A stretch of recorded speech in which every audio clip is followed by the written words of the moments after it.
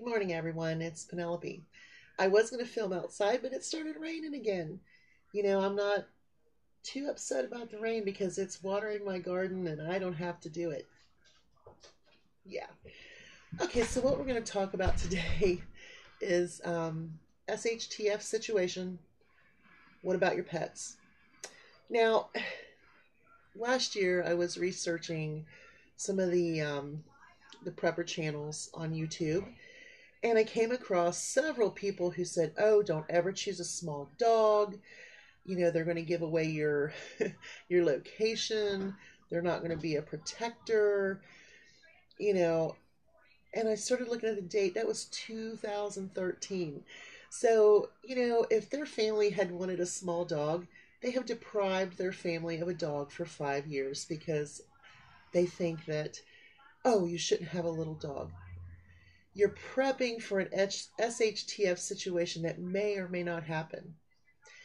The normal practical prepper is prepping for snow, ice, power outages, just emergencies that we can't get supplies and stuff like that. Do not ever deprive your family of what they want, well, or what they need. Whatever. I need dogs. I need cats. I just need those things. So I really had a problem with this specific channel, you know, really talked poorly about having a small dog. Now, I don't have a small dog. Cleo. Cleo, come here, my baby. Can you come up here? Can you get up here? This is Cleo. Look how pretty she is. Oh, puts her back in to get up on me like that. But she's 140 pounds. Now, in order to prep for her needs, I have to think, her size. She's 140 pounds. She's not going to be easily fed on rice or beans. She definitely needs a protein. She definitely needs her vegetables because dogs are omnivores. And yeah, I just can't imagine not prepping for my animals or my cats at all. Now, with the dog food, what I do is I have a rolling garbage can. It's a really big garbage can that has rollers, but it's not like the huge ones that garbage companies will provide you with for outside.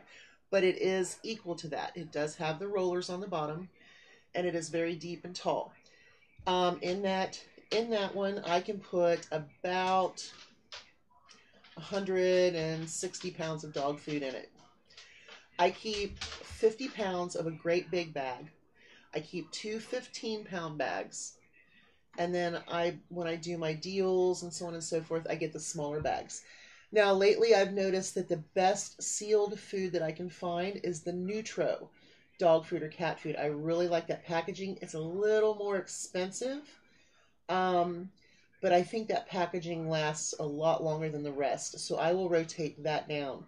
Like I said, it's extremely expensive. So if you're trying to stay low budget on dry dog food or cat food, that's probably not the food for you. But I did have some digital coupons, did some deals. I know at Dollar General it runs $10.95 for, a smaller bag of it. But I did have some Dollar General digitals, and then I used a 5 off 25 with a couple of things, and I got it fairly cheap. And I do that with the cat food and the dog food. Now, rotating my dog food, the big 50-pound bag, I pretty much let it sit, and I rotate off the top with the smaller bags. That 50-pound bag of dog food, after about 3 months, I will donate it. Because I just really don't think it's necessary for her to have to eat it. So about every 3 months, I rotate that big bag out and I donate it to a cause of some sort. Right now, it's the shelter where they're trying to help women, keep their dogs at the other shelter. So I do that, but she has plenty of food. I also stockpile canned dog food. My dog does not eat canned dog food right now at this time. But I think that in an SHTF situation, it would be a good idea to have some just so that I can blend some of that maybe with rice or oatmeal or, pasta. So that way we can kind of get her lasting a little bit longer. Now, my dog is 9 years old, so I have to watch for specific things with her, and I do keep low dosage aspirin. Cats. Cats can't eat, they're not really omnivores. Now, you will find that the Friskies indoor formula of cat food does have greens and rice in it, and my cat loves it. So I'm pretty good with that. But I do keep cat food.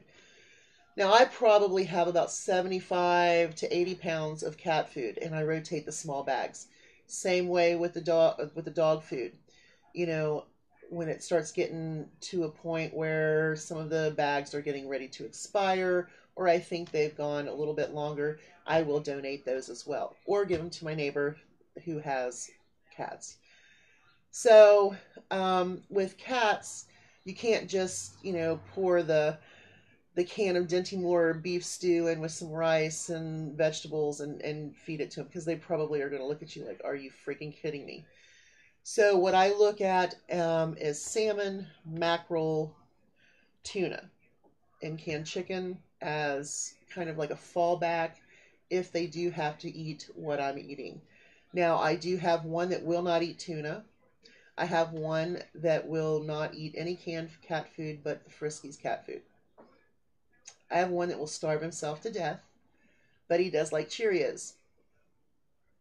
I don't understand that. But anyway, cat food and dog food. And then as you get into the situation, your dog can pretty much eat what you eat. They're omnivores, but what I would recommend is keeping things to clean their teeth. There are products, treats, so on and so forth, and maybe put them in Mylar bags, Ziploc bags, or something like that. And then that way you've got those on hand, because when they start eating the softer food, their teeth are not going to get cleaned. So oral care is very, very important for both species, cats and dogs. I keep lots of treats, and most of the treats that I keep are in packaging that will last a long, long time. I know the Frisky treats are in like a foil kind of bag, and the Temptations, which is Loki's favorite, she absolutely loves Temptations. They're in really good packaging. So I buy a bunch of the smaller packaging. I've got those set aside. I've got dog treats set aside. And I always look at the packaging, and I have tons of that. So when it comes to dry food and canned food, I do stockpile. Okay, now cat litter. I don't really stockpile cat litter until winter time or fall going into winter. Then I start stockpiling my cat litter, because that is pretty much, wintertime, can't get on the road, so on and so forth. Hey, hey, hey, hey, hey. Oh, they know I'm talking about them, so they're kind of doing their thing over here. But anyway, cat litter. My cats are inside cats. They don't live outside. They don't know anything about living outside. So if it came to an SHTF situation, I would probably mix sand and some dirt and some small pebbles and start gradually adding that to my cat litter stockpile, so that way they could get used to a more natural litter setting. Loki, come here. Come here. And that way, they wouldn't be completely freaked out of not having real litter. Come on. Here you are. That's my girl. So it's very important to think about those needs first. Those are the needs that they have every day and that you're using with them every day: food and litter. Something else you want to think about is the water system. Like I said before, they can drink rainwater. You just have to watch for the mosquito larvae, standing puddles, so on and so forth. You don't want them to get heartworm, especially the dogs. So I'm not really sure about the cat situation. I don't know. But I would definitely boil their water if I had to. And I would prefer to use that water than my stored water for them. But I would use my stored water. They're my babies. Okay, something that we don't think about are parasites. Right now, my cats use a vet-prescribed topical. They use a vet prescribed topical. Come on, you can come up here. Come on. Because Loki is allergic to. Ooh, that hurt. Your love hurts. She is allergic to the over the counter stuff, the Hearts, the Sergeants. She's allergic to it. So I do have to get the vet prescribed for her. Now in an SHTF situation, I have found that the human more natural lice control spray, I'm not sure of the brand. I didn't bring any of my stuff out because I was sitting outside and then I just sat here at the table. But the lice spray works on her. Skin So Soft would work as well as a good repellent. Something else I would recommend for topical in a SHTF situation would be flea collars. Now, I don't use flea collars, but I do have some stockpiled. They are in really good packaging. I mean, even if they were to lose some of their potency, they're still potent. They're in like a foil pouch that should last a long time. Powders. Your flea powders are really good. You could put those in, you could even can them. If you had the vacuum seal jar system, you could pour your powders, your flea powders in that, put an oxygen absorber in there, vacuum seal it, of course label what it is, because you wouldn't want to make bread with flea powder. That would not be good. So anyway, those are just a couple of ideas. Another thing I do, hey Thor, hey, say, you can't have the whole thing. Okay. Oh, what I would do is get a first aid book. This one is a very good book. Okay. And what I would recommend doing is take this book, which I did, and I made a list for my first aid, pet care first aid box, is go through and find out all of the things that they say you need. I just open it up and I see Kaopec tape, something you might need for something. Let's see if I can find one real quick here. Saline solution. Apparently this is for some other thing, like you want to clean a wound. Any kind of antibiotic, ointment. But, you know, this is a first aid book, and there's a lot of really good stuff in here. And so you might want to just go through and see some of the products that they recommend for some of the first aid situations that they have. And I would start putting that into a first aid box. I have a box of their flea control. I have a box for their wound control. And then I also have a first aid box, period. And it has a lot of stuff that you see in some of these scenarios that they say. You can also, I would recommend getting like Wormer. Now, Wormer's not going to last a whole, a very long time. Now, if you put it in the bottom of your refrigerator in a container that no one can get to, if you have little kids, obviously they do make those little refrigerator totes that have like a little lock on them. And normally I think they made those actually for people to take their lunch to work into a work refrigerator, and they had a little lock so they could put their food in there. You could do that in your refrigerator at home. You could get one of those little lock refrigerator boxes and put all your medications in it that you wanted to save. Maybe some of your antibiotics, some of your other medications that you think you need later on, and just keep them in the refrigerator, which is going to store them longer. And if an SHTF situation happens, you have no electric, obviously they're gonna start breaking down. But I would definitely recommend getting wormers, things like that. If your dog is on a heartworm preventative, I don't know how the vets work that, but if anything possible, start setting aside some of those preventatives, because those are going to be really good, because they, like the program, I used it years ago. It's very hard to use those pills on a dog that's 140 pounds because it is so expensive. But I had a smaller dog at one point in time. We had him on program. I mean, it went from parasites of all kinds. Top, it from fleas, mosquitoes, ticks to internal parasites. So that was a really good thing for him. Cleo is a little bigger, very expensive.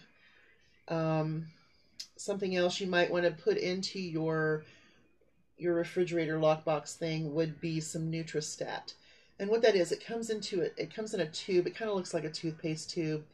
And if their blood sugar goes down due to any kind of trauma, or just their blood sugar goes down because of the different food that you're feeding them, you can give them a little bit of that and it will pump them up. It kind of has the same effect as if you had Karo corn syrup or corn syrup. And I do recommend always keeping corn syrup, because if you do have a situation where an animal starts getting low blood sugar, you can pump them up really quickly with some corn syrup, and then that gives them a little more vitality to, you know. Something else I do recommend is Pedialyte or any of the electrolyte mineral powders. You can go to your local feed mill, or maybe order online. And what it is a powder. It has electrolytes and vitamins. That's a really good thing. Terramycin powdered antibiotic. It is for like chickens and birds, but it is also a very good ad to have in your preps for your animals. Terramycin powder, and then the electrolyte and vitamin powder. I do recommend that tremendously, especially if you have some livestock animals. That would be very important, because if you have livestock animals in an SHTF situation and you're not breeding and you're not making more, you want to make sure that you keep those alive. So if there's just a little bit of funky going on, you can clear it up immediately and you won't lose your livestock. So I hope some of this is informative to you. Now, something else you might want to think about is cats will need more meat, so you might want to have rat traps, mouse traps, squeeze traps. Learn how to use a squeeze trap and make one, so that way you can hunt for them. For example, say, your cats are looking kind of thin and you wanted to catch something for them, you could catch chipmunks or squirrels, which I would be eating the squirrels, so on and so forth. Whenever you hunt, you give them a portion of it. But, you can use those mouse traps, skin out your mouse, throw it on a skewer, put it on the fire, and cook it, because you don't want to get any infestations of worms or anything like that. And you don't want them to eat the fur, because the fur is going to have flea eggs and fleas and so on and so forth. So it's very important to think about your pets in an SHTF situation, but it's also important just to think about your pets just in case. For example, if you have power outage, you can't get to the store, there are always things that you can prepare for. So you all have a great day. Bye, everyone.